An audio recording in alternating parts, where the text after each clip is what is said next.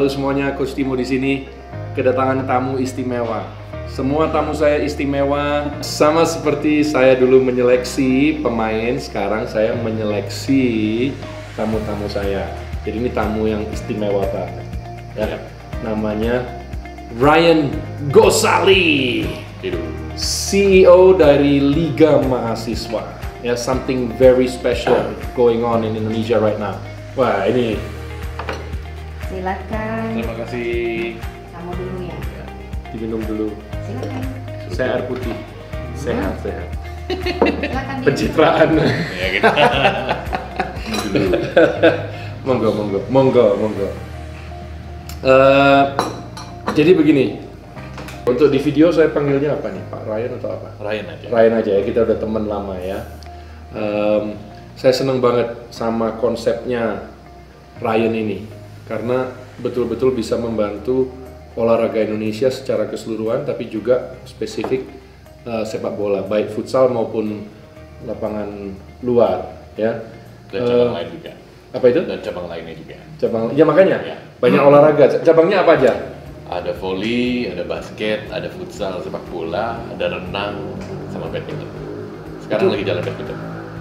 Itu inspirasinya dari mana dulu Ryan membuat Liga Mahasiswa ini? Sebenarnya kan ada orang kalau misalnya di negara maju sekarang ada dua kiblat untuk pembinaan gitu kan. Jadi misalnya Amerika, mereka benar-benar juga membangun sebuah ekosistem yang juga ada unsur mahasiswanya dengan nama NCAA. Jadi ini benar-benar merupakan sebuah platform di antara high school dengan profesional. Jadi banyak dari mereka itu orang tua itu berjuang supaya anaknya bisa masuk ke kampus karena bisa mendapatkan beasiswa melalui olahraga. Itu didengar ya. Jadi ini mengapa saya begitu tertarik dengan 5 bisa membantu Indonesia secara keseluruhan, olahraga spesifik bola tapi juga semua olahraga yang lain, sekaligus bisa menjadi harapan baru buat semua kalian yang berlatih bola dengan giat di rumah.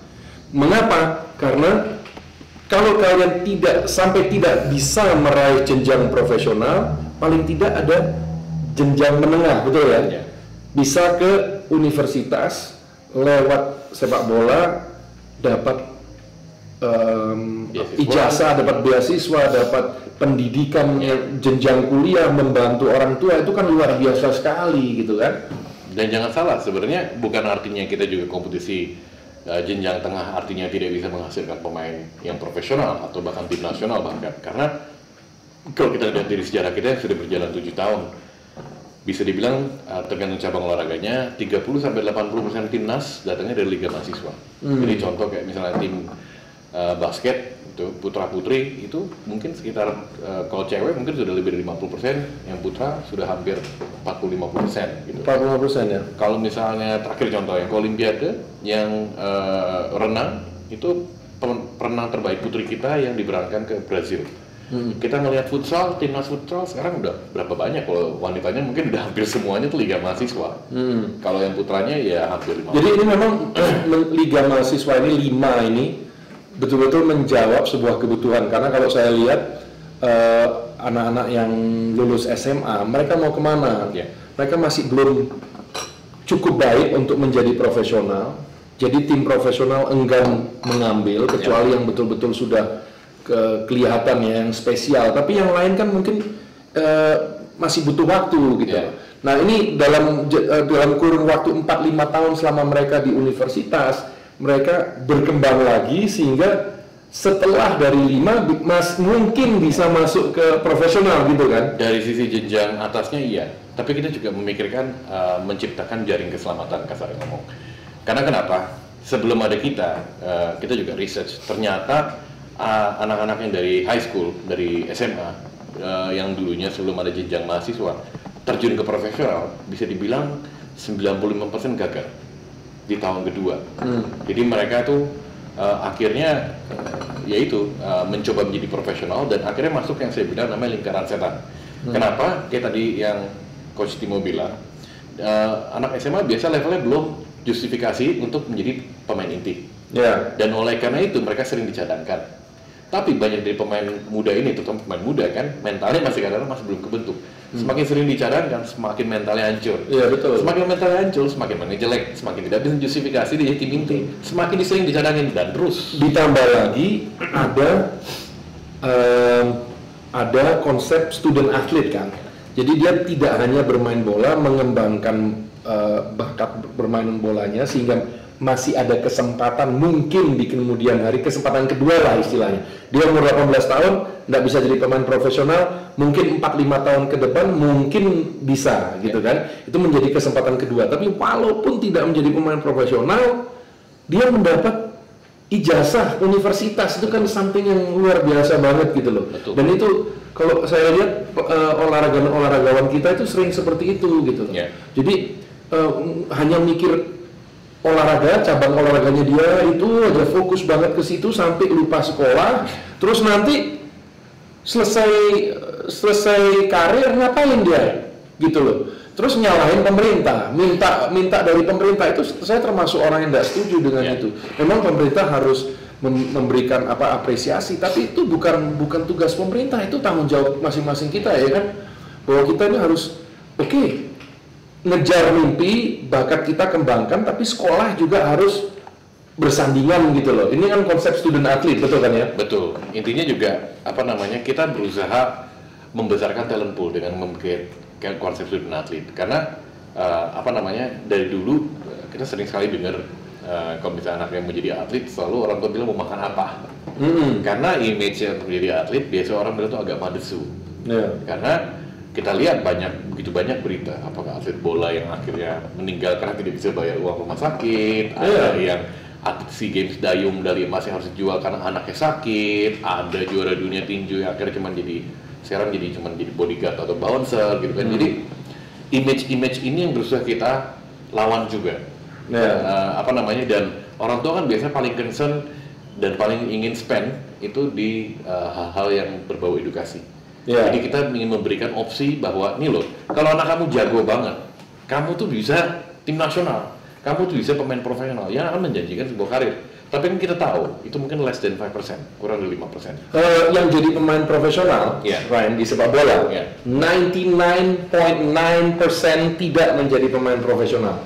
Artinya 1 dari 1000 yang jadi pemain profesional. 1 dari 1000. Jadi chance-nya kecil sekali. Dan itu 1 dari 1000 pemain yang serius loh ya. Bukan dari pool pemain yang asal main gitu. Tapi betul-betul yang terdaftar di klub. Itu 1 dari 1000 yang menjadi pemain profesional. Oleh karena itu saya begitu respect banget ada 5 ini ya. Begitu mendukung, bukan hanya karena kita teman ya. Tapi saya begitu mendukung karena juga saya melihat jalan hidup saya. Waktu saya kecil, saya main bola di sawah-sawah tiap hari, wah ledok toh wis. Ya toh, diketawain sama orang, mau jadi apa kamu nanti? Main bola terus tiap hari. Karena konsepnya hanya pendidikan gitu. Tapi dari sepak bola itu, saya bisa kuliah di Amerika. Di sekolah university yang Masters University namanya ya. Itu private, hanya sekitar 1000 mahasiswa gitu kan. Jadi harganya gede banget ya, dan itu orang tua saya nggak mungkin bisa bayar. Saya mendapatkan scholarship itu karena sepak bola gitu. Jadi kemudian saya bisa menjadi guru ya. Saya ngambil filsafat sama sejarah dunia itu karena sepak bola gitu. Kalau saya dulu nggak ngembangin sepak bola, ya nggak jadi seperti sekarang, nggak bisa kuliah di Amerika gitu loh. Nah itu yang saya mau ngomongin ke adik-adik di rumah, serius latihan bola, jangan hanya di SSB, latihan di rumah, latihan yang benar. Makanya kita bikin channel ini supaya kalian semua dapat arahan yang betul lah, latihan di rumah itu seperti apa gitu. Jadi nggak asal latihan, tapi betul-betul latihannya berkualitas. Supaya ya moga-moga kalian jadi pemain profesional, semoga jadi pemain nasional. Tapi paling nggak kalau bisa kalian bisa membantu orang tua, kalian kuliah tanpa membebani orang tua, itu kan luar biasa kan. Dan itu konsep yang kita perjuangkan. Karena sebelum ada 5 ya, makanya kenapa banyak kampus tidak punya GOR, kenapa kampus tidak punya beasiswa olahraga dulu gitu kan. Sebenarnya anak ayam harus telur dulu. Nah sejak ada 5 dan kampus-kampus yang melihat bahwa ada benefit dari olahraga yang bisa didapatkan di kampus, mereka pun mulai, misalnya contoh di basket, di tahun pertama saya ngelihat cuma ada sekitar 4 kampus yang memberikan beasiswa. Di tahun ketiga jadi 44 kampus. Jadi kenaikannya luar biasa. Ada kampus-kampus yang tadinya mungkin budgetnya. Maaf, orang tua dengar beasiswa langsung ke orang tuanya pada melek semua. Oh, beasiswa, udah main bola sana sing seragam. Ada beasiswa ini, ada beasiswa. Gimana? 44 university sudah ya. Jadi dan ini makin lama naik gitu. Karena kampus-kampus mulai melihat banyak yang akhirnya mulai datang ke kita minta advice untuk nanti mau bikin GOR gimana ya. Gini, ada kampus baru, kita ada tanah mau bikin sebuah fasilitas olahraga yang memadai kapasitas penduduk kampus. Jadi misalnya contoh, saya juga dengar ternyata yang kita kan sekarang lagi di Universitas Islam Malang, mereka ada tanah baru sekitar 57 hektar kalau nggak salah, dan mereka kan bikin mereka bikin stadion sepak bola terbesar di Asia untuk level mahasiswa. Jadi banyak yang kampus-kampus mulai tapi sekarang sudah ada kompetisinya, itu dia yang pentingnya kan. Mau bikin buat apa? Betul. Dan akhirnya kita sudah membuat seserius mungkin. Dan orang tua juga mikir saya serius di bola buat apa gitu. Kalau ya selain jadi pemain profesional, kemungkinan menjadi pemain profesional kan kecil. Nggak usah dia terlalu serius, udah pentingin sekolah aja. Nah itu yang saya selalu bilang, pentingin sekolah tapi juga pentingin bakat. Jadi apapun bakat didukung. Oke, Ryan, jadi abis ini sudah malam nih, jadi kita nggak bisa di belakang rumah. Kita harus nyari tempat nih, mungkin di tempat futsal. Saya akan kerjain ya. Ya jadi gini, kapan hari saya ngajarin Joshua Suherman, ya kan? Joshua Suherman itu saya ngajarin passing yang level atas gitu. Jadi yang complicated, yang passing menggunakan otak gitu. Jadi live kinetics, bukan hanya latihan teknik passing tapi juga menggunakan otak. Nah dari situ saya sadar loh, salah tuh. Ini udah ngajarin yang kompleks tapi yang simple belum gitu. Jadi saya pikir ya udah, si Joshua kan penggemar Liverpool jadi saya kasih yang kompleks. Ryan kan penggemar MU jadi saya kasih yang simple aja.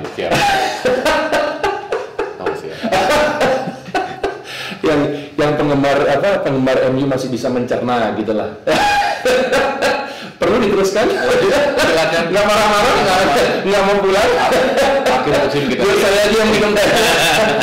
Akhir musim kita lihat. By the way, Arsenal baru menang 2-0. Selamat ya, bangga banget. Nanti juara lagi ya. Kita ini penggemar Arsenal itu penggemar sejati ya. Kita penikmat sepak bola cantik, tapi nggak tahu juga ini cantiknya kemana sekarang. Daun mudanya sudah menua. Tapi namanya udah namanya istri harus disayang ya. Sampai tua pun disayang. Pencitraan. Didengar Devi. Jadi tema hari ini 4 prinsip passing. Jadi kalau pas latihan passing, pas sebagai pemanasan itu biar nggak ngawur. Ya, pentingkan 1 harus mendatar, 2 harus tegas, ketiga harus terarah, kemudian keempat harus pakai otak. Nanti saya jelaskan di lapangan maksudnya seperti apa. Juga teknik-teknik passing, poin-poinnya seperti apa kita jelaskan di lapangan. Let's go.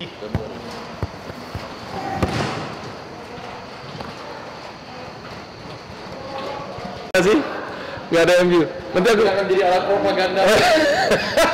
coba. Apa gimana?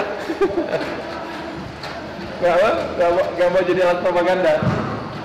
Propaganda harus. Ini YouTube channel saya. Kalau kamu punya YouTube channel, nggak apa-apa. Berdiri di depan MU. Ini sekarang kita sudah berada di di depannya gambar Arsene Wenger ya, ada Deutschland.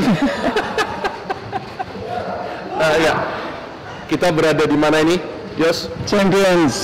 Di Champions Futsal di Tidar di Malang. Terima kasih sudah memberikan kesempatan kita menggunakannya. Saya bersama Ryan, CEO dari Liga Mahasiswa. Jenjang baru, harapan baru buat anak muda di Indonesia yang ingin jadi pemain bola. Ryan, masih ingat nggak tadi prinsip-prinsipnya passing apa? Coba kita passing-passing nih. Prinsip-prinsipnya apa? Kita tadi ngomong ya. Kan? Nggak mendengarkan. Fansnya apa kamu? Fansnya apa? Kalau fansnya Arsenal pasti tahu bahwa prinsip pertama adalah mendatar. You actually did it. Melakukan. Fans MU nggak sering. Ya lumayan lah, fans MU lumayan. Oh nggak tahu, udah tahu sudah sendiri. Oke, bagus. Mendatar. Terus kedua, tegas. Jadi seperti tangan Ryan, nggak begini umpannya, tapi ya, jadi seperti ini. Kita passing. Ya, becomes harder ya, langsung susah kan? Kontrolnya jadi lebih susah. Kita jadi lebih serius kan? Nah, ya, lebih susah ya kontrolnya. Jadi berbeda sekali kualitasnya daripada kalau kita begini. Kalau kita gini nih, masing-masing gini. Begini kapan saat pertandingan? Jadi kalau tidak mendatar dan umpannya tidak tegas, permainan jadi pelan. Itu. Prinsip ketiga harus mengarah, ya kan? Nah sekarang, oke, harus mendatar, umpannya harus tegas. Tegas.